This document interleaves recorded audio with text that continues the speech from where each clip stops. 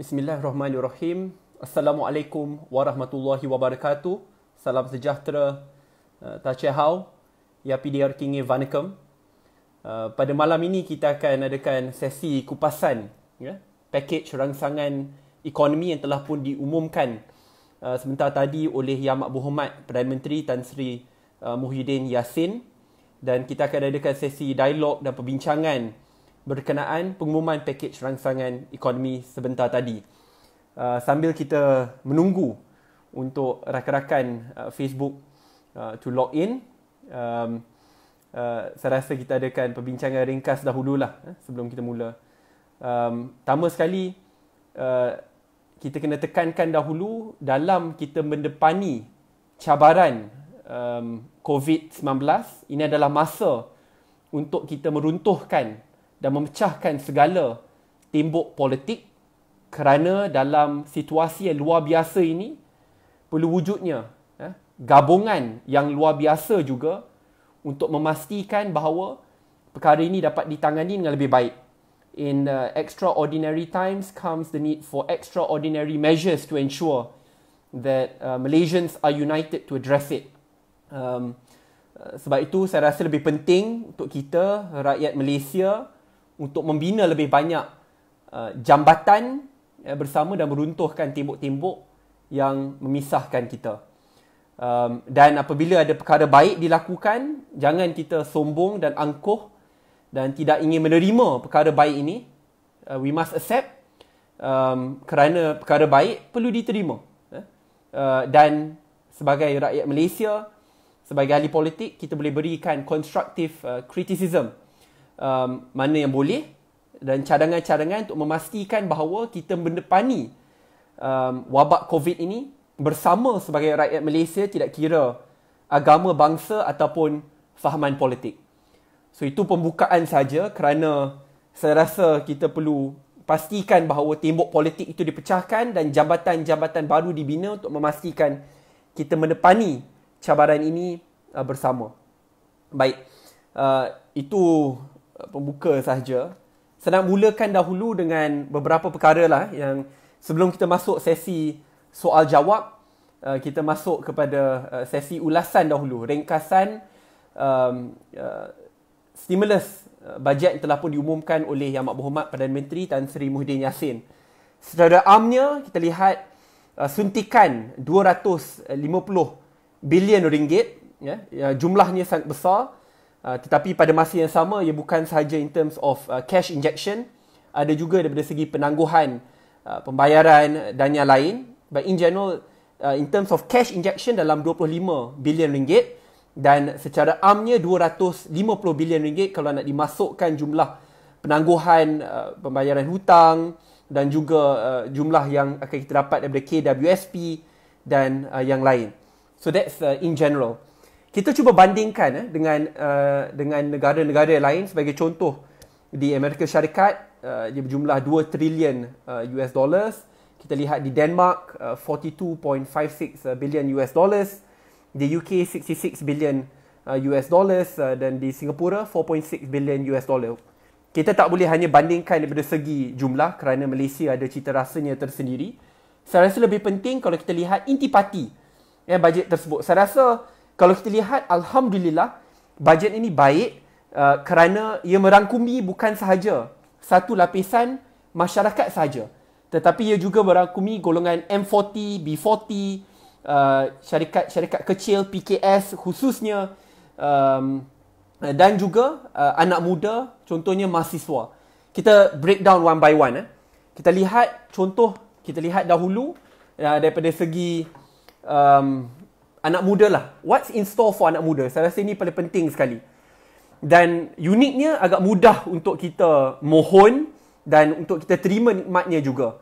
Sebagai contoh, kita lihat bagaimana anak muda akan dapat subsidi khas untuk memastikan bahawa mereka dapat internet percuma dalam tempoh masa kuarantin dan sambil kita mendepani COVID bencana ini. Dianggarkan dalam 1 GB a day, which is a very good amount, supaya akhirnya dapat dinikmati oleh anak muda, dan subsidi bersasar dari segi internet. Ini penting kerana saya agak yakin banyak anak muda dalam tempoh kuarantin ini bukan saja masih mahu menimba ilmu pengajaran, and they need very good internet access at a subsidized cost. Pada masa yang sama, bagi anak-anak muda yang akhirnya akan yang ada bisnes online, mereka juga dapat menikmati subsidi sasaran ini, khususnya daripada segi internet percuma. So I think that's one thing which is very good and something which can benefit the youth in a great way. Pada masa yang sama, saya rasa perkara yang sangat penting kerana ada banyak anak muda yang ada PKS-nya tersendiri. Small Medium Enterprises ataupun dalam bahasa dipanggil PKS. Kerana kalau kita lihat Malaysia, ekonomi Malaysia ni bukan digerakkan oleh syarikat-syarikat gergasi, tetapi sepatutnya digerakkan oleh PKS ataupun Small Medium Enterprises. They are the biggest job generators in Malaysia. Mereka lah yang memberikan peluang pekerjaan yang paling tinggi, khususnya PKS-PKS yang digerakkan oleh anak-anak muda. Di sini kita lihat bantuan kemudahan khas berjumlah 3 bilion ringgit Malaysia dan pada kadar faedah yang jauh lebih rendah, itu dalam 3.5%. Dan saya berharap bahawa semua orang dapat memanfaatkan this very low interest loan yang akan diberikan kepada syarikat-syarikat small medium enterprise ataupun PKS ini. Bukan itu sahaja, ada dana tambahan micro credit scheme ataupun kredit scheme kredit mikro yang berjumlah 500 juta ringgit yang dapat dimanfaatkan oleh semua. Perkara ini sangat penting kerana inilah merupakan sumber pekerjaan khususnya bagi anak-anak muda, dan pada masa yang sama dapat dimanfaatkan oleh pekerja-pekerja tidak kira lapisan mana pun. Ada banyak lagi skim-skim lain. Kalau kita lihat skim BIS mula, skim BIS wanita yang mencecah RM300,000, kemudahan jaminan sebanyak RM5 bilion bagi syarikat PKS yang ada masalah dari segi pinjaman. Kerana pada masa ini agak sukar untuk dapat pinjaman, tetapi there's a RM5 billion guaranteed loan yang akan diberikan, dan perkara ini insya-Allah dapat dimanfaatkan oleh PKS khususnya insya-Allah yang digerakkan oleh anak-anak muda. Ada juga, ini perkara sangat penting, because while we look at helping SMEs, kita juga ingin pastikan bahawa that they can get the right skills and also pengecualian pembayaran levy. Ini sangat penting.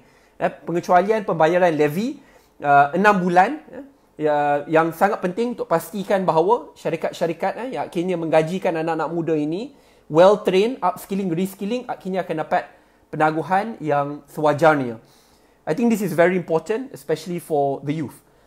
Saya rasa salah satu perkara yang sangat dekat dengan hati rakyat, yang paling penting lah saya kata sekarang, adalah untuk memastikan skim prihatin nasional. Inilah cash stimulus or cash injection yang saya rasa sangat penting untuk meringankan beban kumpulan sasaran. Kalau kita lihat jumlah 10 bilion ringgit Malaysia yang telah pun diperuntukkan untuk skim prihatin nasional, di mana RM1,600 bagi isi rumah bawah RM4,000, di mana gaji mereka bawah RM4,000 sebulan. Ini bukan jumlah kecil, walaupun kalau kita pecahkan mungkin tidaklah begitu banyak, tetapi RM1,600 ini bagi setiap isi rumah yang menggajikan RM4,000 ke bawah adalah jumlah yang dapat meringankan beban mereka. So, benda baik kita kena sokong. Pada masa yang sama, uniknya kalau kita lihat bantuan prihatin nasional ini, ia bukan saja fokus kepada mereka isi rumah bawah RM4,000, tetapi juga kumpulan M40, di mana isi rumah yang menggajikan RM4,000 ke RM8,000 juga tidak dikecualikan daripada bantuan, iaitu RM1,000 bagi isi rumah yang menggajikan RM4,000 ke RM8,000. Pada masa yang sama, bagi individu bujang, tapi bukan semua individu bujang, bagi individu bujang yang menggajikan RM2,000 ke bawah, so tak payahlah kita nak fokus for those who are well off. Bagi RM2,000 ke bawah akan dapat one-off cash injection berjumlah RM800. Ini dianggarkan dapat memberi bantuan kepada 3 juta individu bujang di seluruh Malaysia. Perkara ini penting kerana ia dapat meringankan beban bukan saja bagi anak muda, tetapi isi keluarga, isi rumah yang bawah RM4,000, dan seperti kita tekankan tadi juga bagi mereka yang bergajikan RM4,000 ke RM8,000. That means bukan saja bagi golongan B40 tetapi juga bagi golongan M40. This is very important. pada masa yang sama untuk meringankan beban kumpulan B40 khususnya, kita ada juga pengecualian bayaran sewa PPR bagi tempoh masa 6 bulan. Ada juga skim khas bagi mereka yang duduk di kuartus kerajaan. Ini perkara penting kerana kalau mereka diberikan peluang untuk dikecualikan bayaran sewa PPR ini, ia dapat bantu mereka, dan perkara ini benar baik dan ia dapat meringankan beban keluarga-keluarga yang duduk di PPR yang lazimnya pendapatan mereka bawah RM3,500 atau RM4,000 yang akhirnya dapat dimanfaatkan sebaik mungkin oleh golongan B40 untuk meringankan beban mereka. So saya rasa secara amnya kalau kita lihat skim perikatan skim Prihatin Nasional yang berjumlah 10 bilion ringgit ini, cash injection one off untuk meringankan beban golongan B40 dan M40 adalah perkara yang harus disokong, benda baik. Saya hanya berharap bahawa dari segi pelaksanaannya ia dapat dilakukan sebaik mungkin kerana kita tak boleh lagi menggunakan skim pelaksanaan yang sama seperti bantuan sara hidup di mana mungkin kita nak kumpulkan orang kerana ini bukan masanya, ada social distancing. Kalau boleh lebih baik kita masukkan terus ke dalam akaun mereka, yang saya agak yakin kumpulan pelaksana bawah MOF akan lakukan yang terbaik bawah Yang Berhormat Menteri Tengku Zafrul. He's a banker. I'm pretty sure he will find the easiest way to deliver this cash subsidy bagi mereka ini. So this is very important. Saya nak tekankan sedikit berkenaan golongan mahasiswa. Ini perkara yang sangat dekat dengan hati. Inilah golongan anak muda, golongan terpelajar. Alhamdulillah ada juga one-off payment bagi golongan mahasiswa berjumlah RM200. Cuma saya ada persoalan. Ini pun saya akan mengajukan surat kepada Yang Berhormat Perdana Menteri. Kerana yang ditulis adalah RM200 ini adalah bagi pelajar matrikulasi, IPTA, IPTS, college community dan politeknik. Cuma saya berharap bahawa golongan anak muda dalam institusi TVET juga dipertimbangkan supaya mereka juga dapat one-off payment RM200 ini. Kerana kita kena ingat TVET adalah masa depan negara dan mereka juga lazimnya datang daripada keluarga yang susah, B40 ataupun bottom M40. Dan kalau kita lihat kumpulan yang disenaraikan untuk dapat one-off payment RM200 ini bagi mahasiswa, anak-anak TVET tidak disenaraikan. Mungkin ada senarai lain, saya tidak pasti, tapi saya baca word by word ucapan Yang Berhormat Perdana Menteri Tan Sri Muhyiddin Yassin. Saya berharap ia dapat dipertimbangkan dan dimasukkan juga. Anak-anak TVET juga patut dapat one-off payment RM200 ini, dan kita berharap perkara ini dapat dimasukkan dan dipertimbangkan.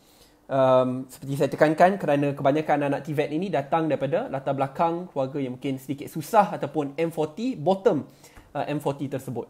Tapi Alhamdulillah ada juga fokus kepada pelajar-pelajar di universiti. Cuma selain one-off payment ini, saya rasa bagi jangka masa panjang, sebab kita lihat banyak peperiksaan ditangguhkan, kelas-kelas ditangguhkan, ada beberapa universiti ataupun kos yang dah buat online tetapi lazimnya atau majoriti masih ditangguhkan. Persoalannya apa akan jadi kepada nasib mahasiswa di IPTA, IPTS, college community yang lain daripada segi pembelajaran mereka? What will happen?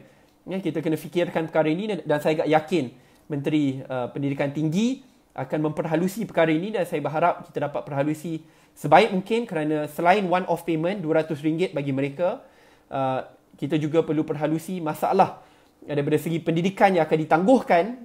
How are they going to take their exams? Are we going to postpone it? What type of education are we going to provide? Perkara ini sangat penting. Alhamdulillah kalau kita lihat package stimulus yang pertama yang diumumkan oleh Tun Dr. Mahathir, ada juga peruntukan kalau tidak silap RM50 juta Malaysia bagi short online courses, kursus online jangka masa pendek supaya akhirnya dapat dimanfaatkan oleh anak-anak muda yang mungkin tidak dapat pergi ke universiti atau berada secara fizikal di universiti. I think this will be able to help. RM50 juta yang dianggarkan dapat memanfaatkan 50,000 anak muda, tidak kira agama atau bangsa, di seluruh Malaysia. So in summary, kalau kita lihat RM200 one-off payment kepada mahasiswa, Alhamdulillah, kita perlu sokong. Cuma saya berharap ia dapat dimasukkan sekali kategori anak-anak TVET. Saya dahulu di KBS, kita lihat ada IKBN, IKTBN, bawah MARA ada banyak giat MARA yang banyak anak-anak yang daripada keluarga susah diberikan tempat untuk belajar dalam industri TVET ini, saya berharap mereka juga akan dapat peruntukan dan pembiayaan yang sewajarnya. Perkara ini patut kita bantu. Baik. Selain itu juga, kita kena ada beberapa perkara lah yang kita boleh lihat sekali. In terms of constructive criticism. So tadi saya dah tekankan there are some very good things daripada suntikan dana khas 10 bilion ringgit untuk meringankan beban kumpulan B40 dan M40, daripada penangguhan pembayaran PPR, daripada bagaimana kita ingin membantu SME daripada segi penangguhan pembayaran. Perkara-perkara ini sangat baik. Cuma ada beberapa constructive criticism yang kita boleh lihat di sini. Pertama sekali adalah untuk memastikan, sebab kalau kita lihat negeri-negeri telah pun ada belanjawan mereka yang tersendiri in terms of their own stimulus package. Saya berharap akan ada koordinasi yang baik daripada kerajaan negeri dan kerajaan persekutuan untuk memastikan bahawa the execution of stimulus budget yang diumumkan di peringkat negeri dan juga di peringkat persekutuan dapat diselaraskan sebaik mungkin. Sebab itu kalau kita baca apa yang telah pun diumumkan oleh Yang Berhormat Perdana Menteri, pelaksanaan di Sabah Sarawak akan diperhalusi oleh kerajaan negeri. I think this is good. Kerana kita tak nak nanti, contoh bila kita nak sampaikan bantuan RM1,600 kepada keluarga-keluarga isi rumah bawah RM4,000 yang lazimnya tidak ada akaun ataupun online, bagaimana kita nak sampaikan kepada mereka? Ada juga di setiap negeri, mereka juga pun ada their own database dan bantuan yang nak disampaikan. Kalau dapat diselaraskan, jauh lebih baik untuk pastikan bahawa bantuan khas daripada peringkat negeri dan bantuan khas di peringkat persekutuan dapat disampaikan bersama dan dapat dinikmati oleh rakyat di negeri masing-masing.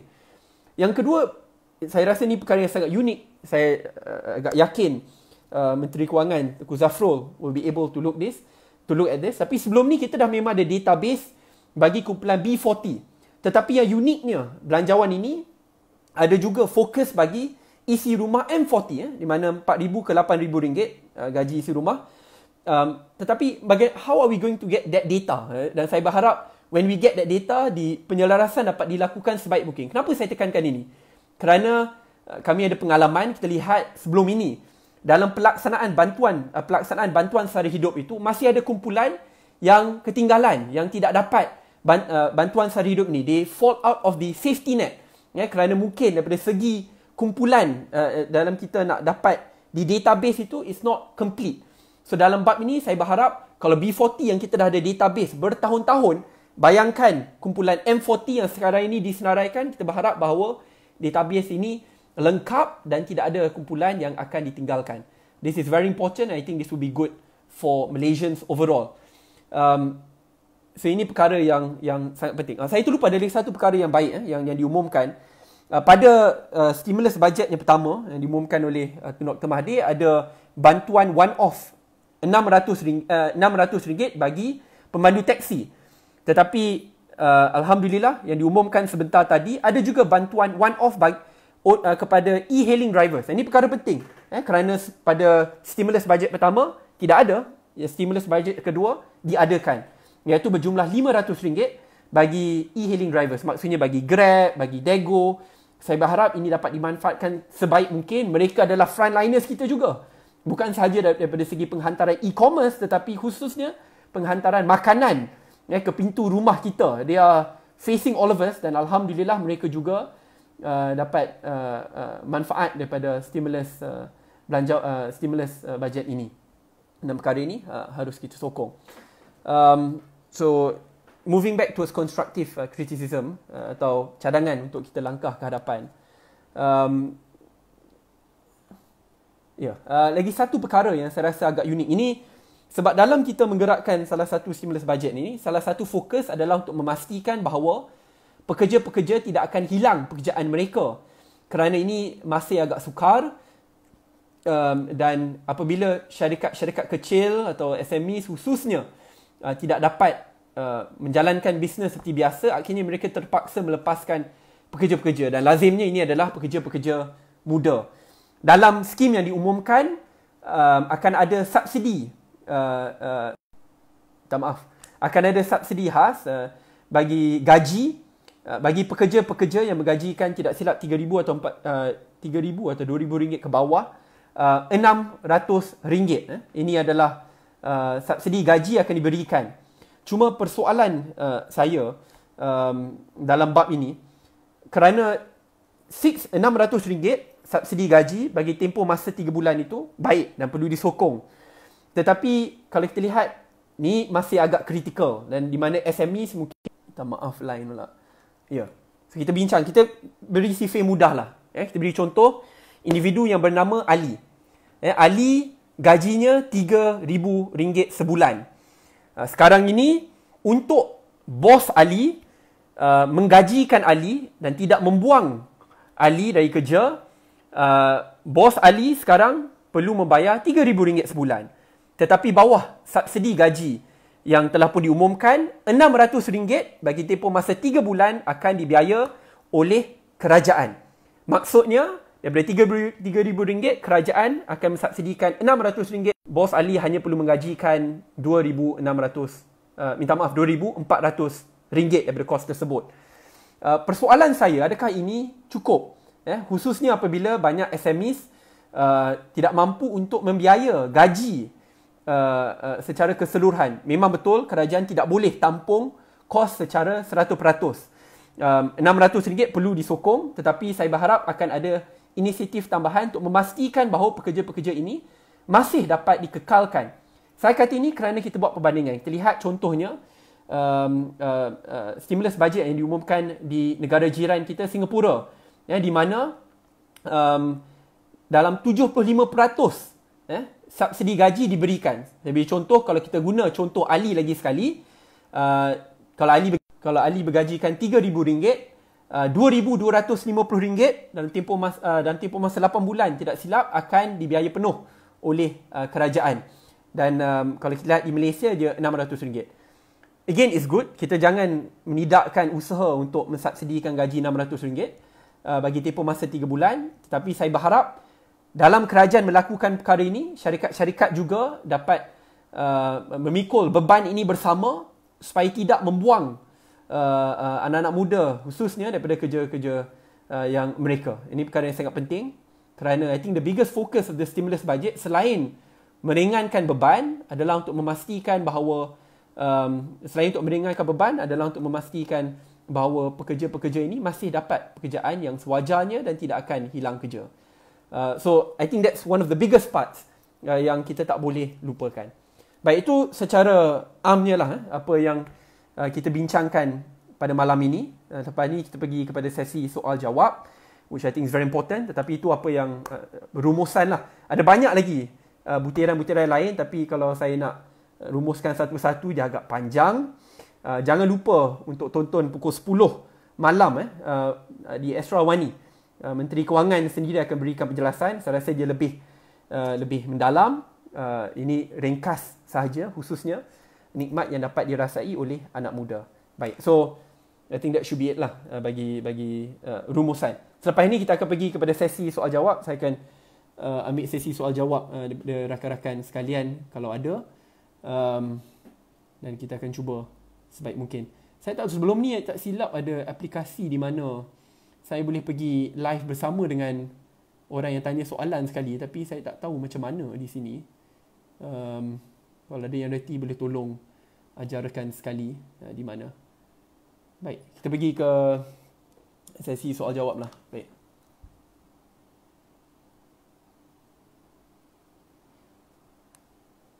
Ahmad Zuhairi ada kata, PM ada umumkan kalau buang kerja, tolong buat laporan.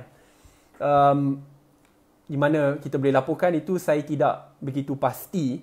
Tetapi saya rasa perkara ini agak sukar untuk kita tangani. It's very tough sebab memang akan ada pekerja-pekerja yang akan merasa impak negatifnya, khususnya apabila syarikat-syarikat kecil tidak dapat berjalan dengan baik. Tetapi setiap yang telah pun diumumkan oleh kerajaan, telah pun ada beberapa inisiatif untuk memastikan bahawa syarikat itu masih, contohnya kalau mereka ada hutang atau mereka ada bayaran capex, they can postpone it, they can revise the loan dekat bank-bank yang sedia ada. Pada masa yang sama ada banyak bantuan-bantuan khusus bagi syarikat-syarikat untuk memastikan bahawa mereka dapat bantuan yang sewajarnya untuk pastikan bisnes dapat diteruskan in terms of loans, in terms of microcredit schemes dan yang lain. Dan subsidi gaji RM600 sebulan ini akhirnya turut akan membantu majikan-majikan supaya sebahagian daripada kos gaji itu dapat ditampung oleh kerajaan. Baik. Ada Farhan dia tanya komen sikit mana tabung harapan 200 juta pergi, walaupun tidak kena mengena dengan ulasan pada malam ini, tetapi seperti yang telah diumumkan dan diaudit oleh Kementerian Kewangan, 200 juta ringgit yang dipungut bagi tabung harapan telah pun disalurkan untuk membayar hutang 1MDB. Perkara ini telah pun diaudit dan diumumkan lama dah. Saya cadangkan saudara banyak membaca. Lagi soalan. Syakila ada tanya, pakej rangsangan ekonomi ni sangat baik, tetapi bagaimana, adakah kita akan ada garanti takkan ada cukai-cukai baru yang akan diperkenalkan? Ini bukan untuk saya jawab. Saya tidak pasti kalau akan ada cukai-cukai baru. Saya rasa lebih baik saudari mengajukan soalan tersebut kepada Menteri Kewangan ataupun kepada Yang Amat Perdana Menteri. Jadi kalau kita lihat di banyak negara-negara lain, contoh di Singapura, UK, US khususnya, selalu pakej rangsangan ekonomi ini akan didebatkan di dalam parlimen supaya ada check and balance, tetapi bagi kali ini tidak dapat dilakukan. But there's always a reason behind it. Mungkin sekarang adalah masih agak terdesak, kita tak ada masa yang agak panjang. But general practice selalunya memang akan ada check and balance, akan go through committees, akan dibincangkan, didebatkan di dalam parlimen supaya akhirnya kita dapat butiran-butiran yang lebih mendalam dan rakyat akan dapat manfaat yang sebaiknya. Tapi saya selalu tekankan, walaupun ia dibawa ke dalam parlimen, janganlah kita membangkang semua perkara. Benda baik kita setuju dan sokong. Dan dalam bab ini, seperti saya terangkan tadi, ada banyak perkara baik. Ada juga beberapa cadangan yang nak diketengahkan. Sebagai contoh, kita nak anak-anak TVET juga dapat bantuan one-off RM200 tersebut. Kita nak pastikan bahawa ada kolaborasi lebih baik antara pakej rangsangan ekonomi, kerajaan persekutuan dan juga kerajaan negeri untuk memastikan bahawa pelaksanaannya itu dapat diperhalusi sebaik mungkin supaya dapat dirasai oleh semua. Perkara-perkara ini telah pun saya maklumkan sebentar tadi. Ada soalan lain yang ingin ditanyakan? Banyak tanya soalan yang sama yang telah pun saya jawab sebentar tadi.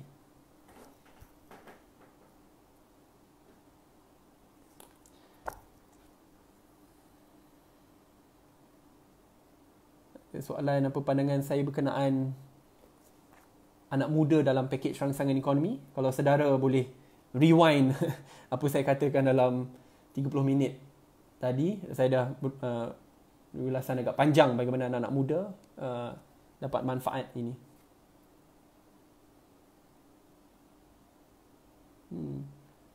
Syamir daripada Pening ada mengajukan akan ada kolaborasi di antara kerajaan, persatuan dan juga usahawan sosial dalam menyalurkan bantuan negara ini.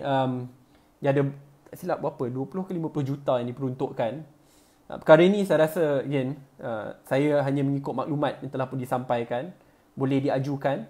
Saya berharap pada malam ini, itu saya tekankan, pada pukul 10 malam, Yang Berhormat Menteri Kewangan Tengku Zafrul akan berikan pencerahan, dan mungkin kalau saudara online, dia selalu ada cara, kalau Asra Wani ni dia akan ada segmen soal jawab. You can ask your questions lah, mungkin dekat Twitter atau Facebook kat page mereka, dan kalau nasib baik soalan tersebut akan diajukan oleh orang yang mewawancara Tengku Zafrul. Okay, ada soalan lain. Khalil ada tanya kenapa kerajaan PH dulu kata kerajaan tak ada duit, tapi sekarang boleh. Saudara, kalau saudara tengok dalam mana-mana pakej rangsangan, khususnya dalam situasi agak cemas, semua kerajaan akan ada reserve-nya yang tersendiri. Seperti apa Tun Dr. Mahathir umumkan sebelum ini, bila dia menggerakkan pakej rangsangan ekonomi yang pertama, jumlah 20 bilion ringgit kalau tidak silap. Kita boleh ambil daripada reserve Malaysia secara keseluruhan yang telah pun kita jaga. Dan inilah masa untuk membelanjakan result tersebut. Ya, memang ada faktor hutang dan yang lain, tetapi kalau kita tak dapat mendepani cabaran ekonomi dan kesihatan, ada hutang ke tidak, akhirnya susah untuk negara kita maju. Sebab tu, this is the time to spend. Ini adalah masa untuk membelanjakan dana yang telah pun disimpan supaya akhirnya nikmat ini dapat dirasai oleh rakyat dan kita dapat menepani cabaran yang luar biasa ini bersama. Itu jawapan kepada saudara Khalil. Okey, kita tengok soalan-soalan lain.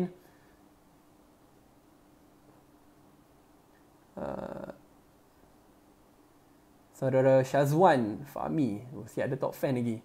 Daripada Perlis nanya bagaimana rakyat boleh membelanjakan dana ini. Maybe boleh jolly, stay fokus.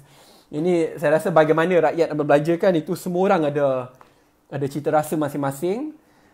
Dan saya agak yakin dalam situasi agak mencabar ini, mereka betul-betul akan fokus pada barang asas.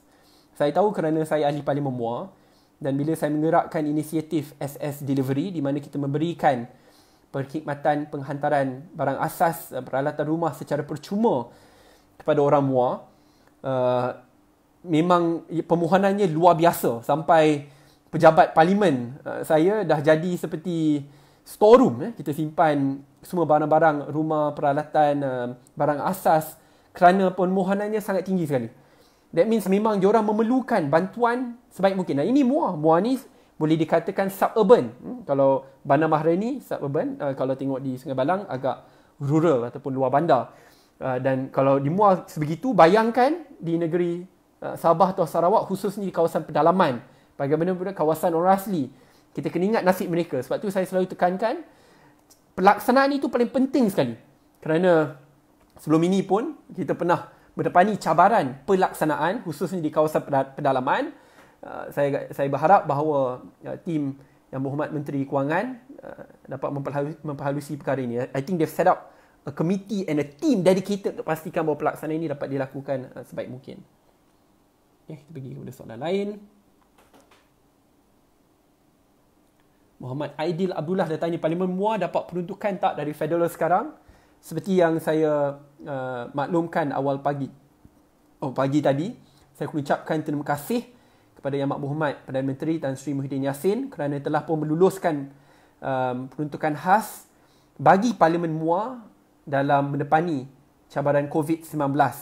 Dan ini adalah peruntukan khas untuk mendepani COVID, dan saya akan pastikan bahawa setiap sen yang diterima akan dimanfaatkan sebaik mungkin dan akan disampaikan kepada kumpulan sasaran.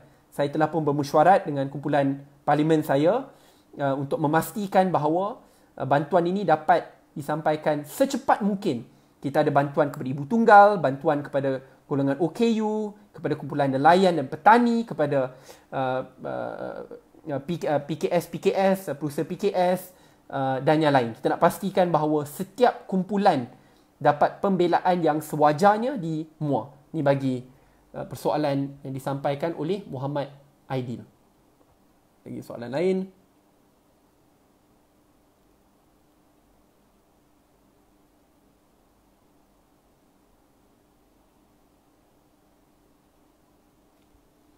Ada cadangan daripada Mustaqim, iaitu beri cadangan pada menteri berkenaan pembayaran allowance untuk asrama dan makan diberi penuh pada bulan April sehingga tamat PKP. Ini saya rasa cadangan yang sangat baik. Saya akan take note, dan kalau kita bersama dapat memberikan cadangan ini dan ada desakan yang kuat, saya agak yakin ia dapat direalisasikan. Kosnya saya berharap tidaklah begitu tinggi, tetapi kalau tinggi pun untuk membantu anak-anak di universiti, saya rasa ia patut diberikan. Nanti kita boleh sampaikan bersama lah, Mustaqim. I'll take note, dan saya rasa kita boleh sampaikan bersama. So yang yang cadangan adalah berkenaan allowance asrama dan makanan. Khususnya kalau kita lihat sekarang apabila kebanyakan mahasiswa tidak lagi duduk di asrama. Baik.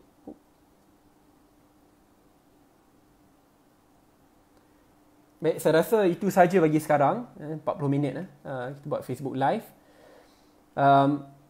Rumusan ada banyak perkara baik yang dalam pakej rangsangan ekonomi yang diumumkan oleh Yang Berhormat Perdana Menteri Tan Sri Muhyiddin Yassin. Ada beberapa cadangan dan constructive criticism yang telah pun saya sampaikan sebentar tadi. Bagi contohnya supaya anak-anak TVET turut dimasukkan dalam bantuan one-off, bukan saja mahasiswa di IPTA, IPTS, college community dan yang lain, tapi kita nak masukkan college-college TVET sekali.